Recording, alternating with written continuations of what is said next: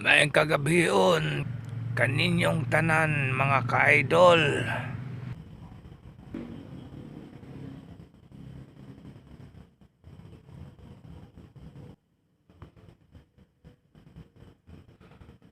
Sa unang panahon mga ka-idol, doon ako'y gikahinabi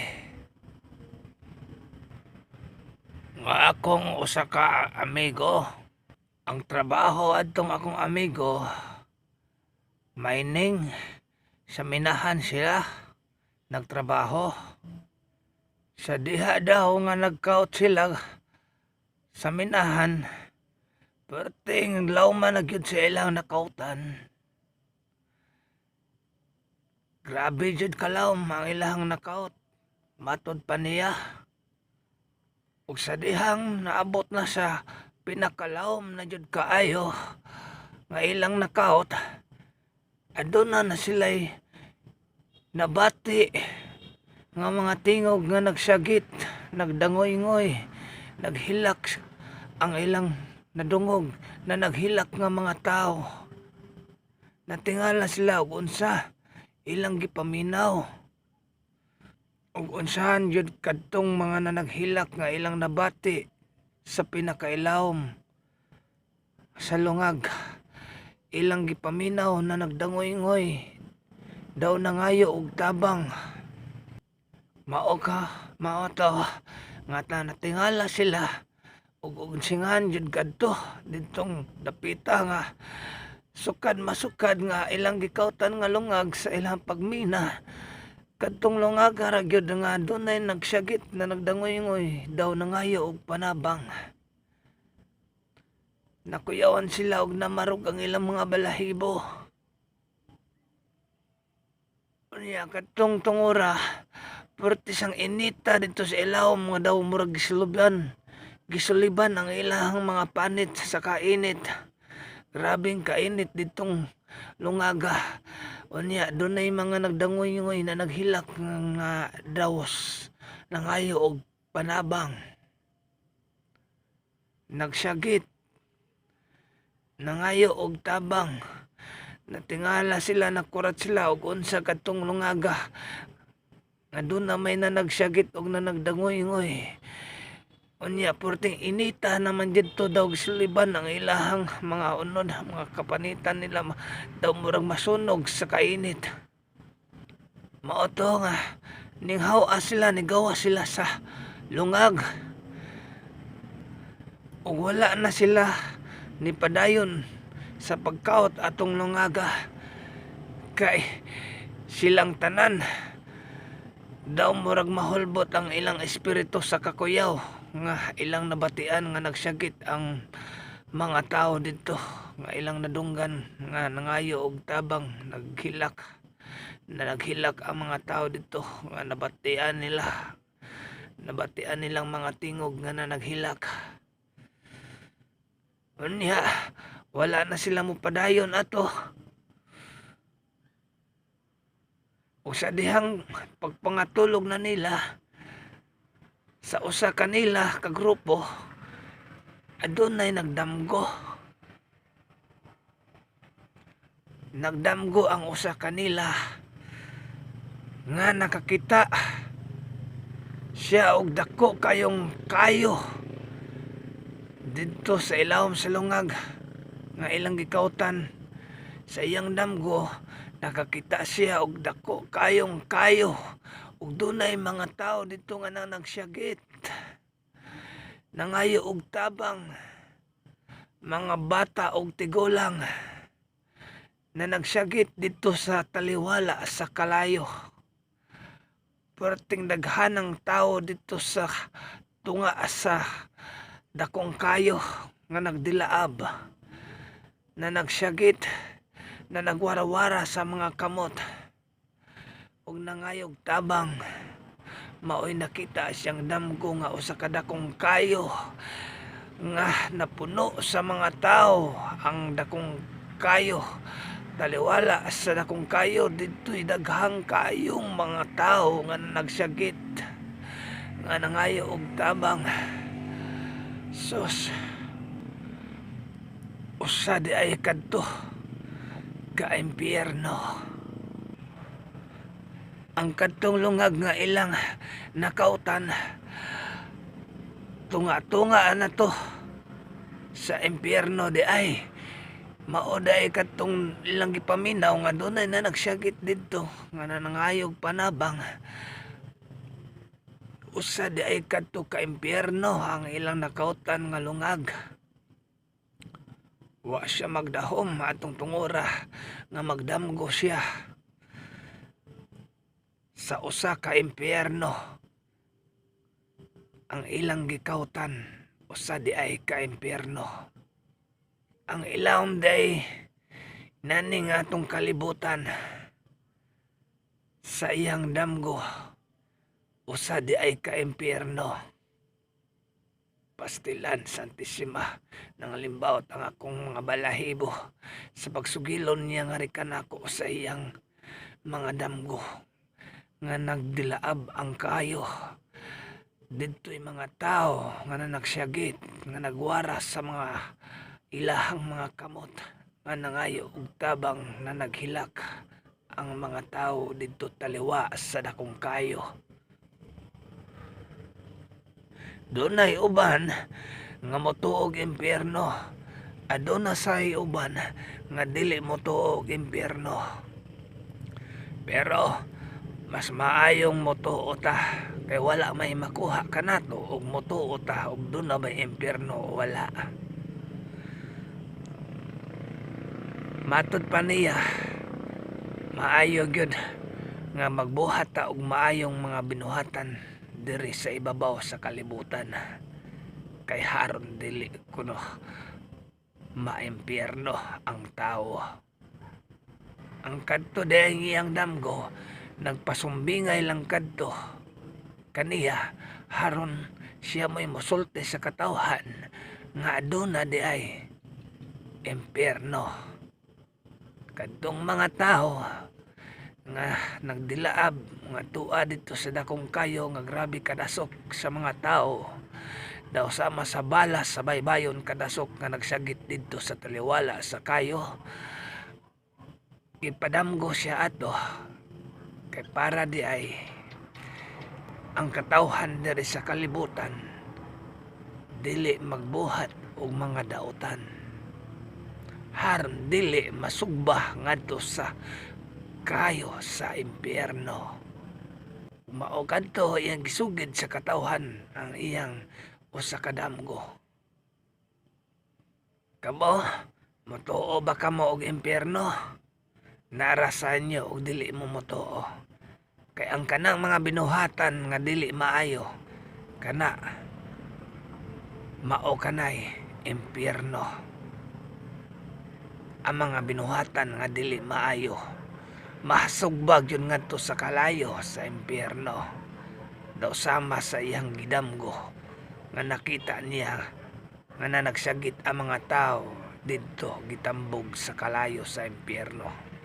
Dasok pa sa basa baybayon ang katawhan nga nagsakit didto sa tunga-tunga sa kayo sa impyerno. Impyerno day kadtong iyang gidamgo. Motuo mo og sa dili. Wa may makuha sa tuag motuo ta. Motuo na lang ta ug magbuhat kita og mga maayong buhat diri sa ibabaw sa kalibutan. Likayan nato ang impernohanon nga mga buhat haron dili kita masugba ngadto sa kalayo sa impyerno. Kadtong iyang damgo usa kadto ka simbolo, usa kadto ka sugo sa kahitasan haron ang mga tao dili magbuhat og mga dautan diri sa ibabaw sa kalibutan. Ako motuo man jud ko ni ana mga ka-idol nga duna gyoy impyerno.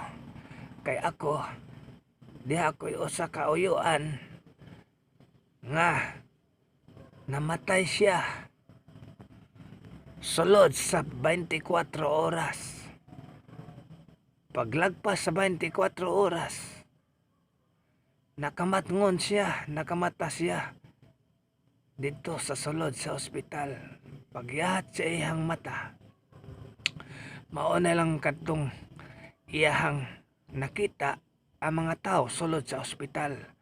Nakita niya ang iyahang mga igsoon nga naghilak diha kilid kaniya. Iyang gipangutana ang iyang mga igsoon, ug naunsa man di ay ko nga inyo man kong gihilakan. Ingon pagtubag ang iyang mga igsoon nga patay na ka, pero salamat kayo sa Ginoo ug dako nga nabuhi ka. Gilamano siya sa doktor nga luwas ka na. Ang iyang sakit adto, mga kaidol, usa siya kasanglahon. 13 sila kabuok nga diha sa ospital na naglinya apan siya ray nabuhi. Matud pa niya sa iyang damgo, naabot ko no siya og usa ka dakong gingharian. Pagsagka niya padbaw padung sa igbaw, adunay mga santos nga naglinya padung sa igbaw. Sa dihang pag-agi niya sa kilid-kilid sa hagdanan, padung sa igbaw nga pasaka sa taas nga templo, usa kadto ka templo padung sa igbaw. Ug sa diha sa kilid sa hagdanan, padung adto sa igbaw, adunay mga santos daw nga naglinya diha sa kilid sa hagdan padung sa igbaw sa gingharian, sa usa kadto ka gingharian sa igbaw sa kadakong balay, perti dako ang murag palasyo. Buong pa niya, naabot ko no siya didto ug dunay nisugat kaniya nga usa ka taas ug bungot. Og gipadayon siya adtong dapita. Gipangutana siya nga, dong, ari uban nga ri kanako. Ug gipaklian siya og usa ka dakong libro. Giingnan siya nga, unsay pangalan nimo? Hingtugan siya siyang pangalan. Ug mato nga pagpakli sa dakong libro, giingnan siya nga balik ngadto sa kalibutan, dong, kay wala pa maupos ang imong kandila. Kada de usa ka nato kitang tao, aduna di ay kitay kandila nga giangkon. Ug kanang imong kandila nga imong giangkon ug naupos na kana, gipatawag na ka sa Dios, usa ka na kapatay. Kung taas pa ang imong kandila, daw sama niya nga taas ba ang iyang kandila, wala pa daw siya namatay. Gipabalik siya sa kalibutan. Giingnan siya atong tao nga taas og bungot nga balik dito sa kalibutan, kay taas pa kayo kining imong kandila. Moto nga kada usa day kanato nag-angkon kita og usa ka kandila. Sa dihang maupos na ang imong giangkon nga kandila, ikaw usa na ka kapatay ni ana. Patay na ang tao basta maupos na ang kandila nga imong giangkon. Muna day kada usa ka nato ka tawo diri sa kalibutan nga nagpuyo, nag-angkon tag usa ka kandila. Ang katong kandila nga iyang giangkon, wala pa man di ay maupos. Moto gipabalik sa usa ka tawo nga taas og bungot, nga diri agi, dong, subay lang aning kawayan, latay diha sa kawayan aron makabalik ka ngadto sa inyo, ha. Moto hinglatay daw siya sa kawayan. Paglatay niya, na-slide ang iyang tiil ug natagak siya diretso. Pagkatagak na niya, nakamata siya, taas kay siya gitagakan. Pagtagak niya, nahulog siya sa ato pa, diri siya nahulog paingon sa kalibutan. Pagkahulog na niya, taas kay yung natagakan, nakamatngon din siya o nakamata siya. Mao na to ang iyang namatan, nga diha ang iyang mga igsuon sa iyang kiliran na naghilak. na naghilak ug daw nalipay tungod sa kalipay kay siya nabuhi ug balik. Mao kadto nga iyang gisugid ang iyang istorya nga naabot siya og dakong palasyo unya gipabalik siya sa usa ka tawo nga taas kayo og bungot. Giingnan siya nga balik sa kalibutan kay wala pa maupos ang imong kandila. Mao dihay ang kining tawo mga ka-idol. Ug doon na dihay mga grabe nga nadisgrasya. Nga wala gyud maunsa, wala sila namatay. Buhi gihapon sila, naluwa sila. Taas pa diay kana ang ilang kandila. Doon na ubang tao nga nalamba lang og gamay, napantok ang ulo sa simento, gamay ra kayo og samad, apan patay og diretso. Kay di ay naupos na di ay na ang iyang kandila. Muna ang uban nga nadisgrasya, nagkasakit nga grabe sakit, apan nabuhi og balik, naluwas gihapon siya. Tungod kay taas pa di ay ang iyang kandila. Muna ang tao diri sa kalibutan matag usa ka nato, nag-angkon kita og usa ka kandila. Ug sa dihang maupos na ang imong kandila, ikaw patay ka na ana. Gipatawag ka na ana sa Dios. O ang uban nga naluwas, nga nadisgrasya or unsa diha nga nakaaging mga grabing sakit, naluwas sila kana taas pa ang ilang kandila og mupadayon pa sila sa ilang misyon diri sa kalibutan. Mao kadto ang iyang giingon nga di gyud di ay maayo nga magbuhat kita og dautan diri sa kalibutan kay haron kita maluwas igabot sa panahon